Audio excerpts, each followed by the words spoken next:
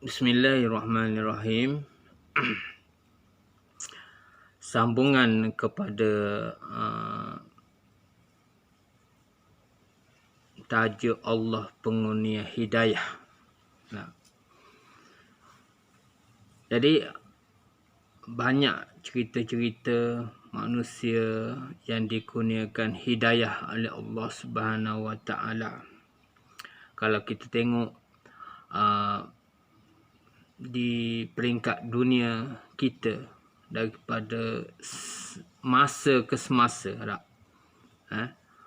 berlaku dalam sekitar hidup kita ini, zaman kita ini, telah banyak mereka yang dulunya bukan beragama Islam mendapat hidayah daripada Allah Subhanahu Wa Taala dan memeluk Islam. Antara mereka kalau zaman dulu ni yang terkenal Muhammad Ali dalam bidang tinju, Muhammad Ali, Mike Tyson, ini orang yang gagah-gagah perkasa semua dalam bidang boxing, akhirnya memilih Islam sebagai way of life. Termasuk juga penyanyi pop yang terkenal seperti Yusuf Islam ataupun Cat Stevens, ataupun raja pop dunia Michael Jackson. Mereka ini di akhir cerita mereka ini, mereka memilih Islam sebagai agama pilihan. Dan ada seorang pendakwah baru-baru ni, Macron, Presiden Perancis, telah mengumpulkan beberapa jumlah duit yang besar untuk menebus pendakwah Kristiannya di Mali, dengan membebaskan beberapa tahanan Islam Mali dengan harapan dibebaskan pendakwahnya. Maka apa yang menjadi kegemparan di Perancis, sebab sebelum tu Perancis memang Islamfobia terhadap Islam ini, dengan membuat karikatur, dan akhir sekali karikatur itu menyebabkan terbunuhnya pelukis yang membawa lukisan tersebut. Jadi guru yang menyebarkan karikatur itu telah dibunuh oleh anak muridnya, dan menyebabkan Islam itu dianggap oleh pemerintah Perancis sebagai pengganas. Dan akhir sekali berlaku bantahan ataupun boikot terhadap Perancis di seluruh dunia. Ceritanya, apabila dia cuba membebaskan pendakwah Kristian ini, akhir sekali berlakulah pertukaran tahanan dan akhir sekali dibawa balik ke Perancis, dan pendakwah tersebut mengumumkan bahawa dia sudah memeluk Islam. Terkejut Presiden Macron.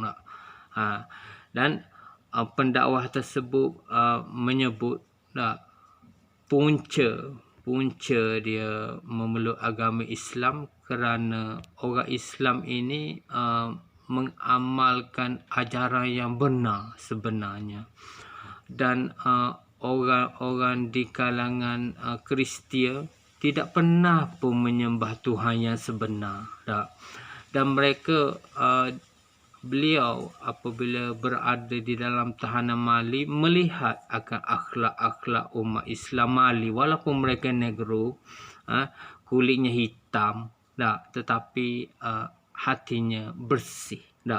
Dan semasa berada di dalam tahanan di penjara Mali ini, pendakwah Kristian ini mendapat layanan yang cukup mengharukan. Ini hasil didikan ataupun akhlak Islamiah yang ditonjolkan oleh bangsa Mali. Walaupun mereka golongan Afrika, mereka hatinya putih suci.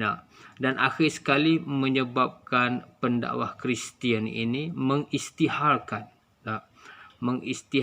akan kembali ke Mali.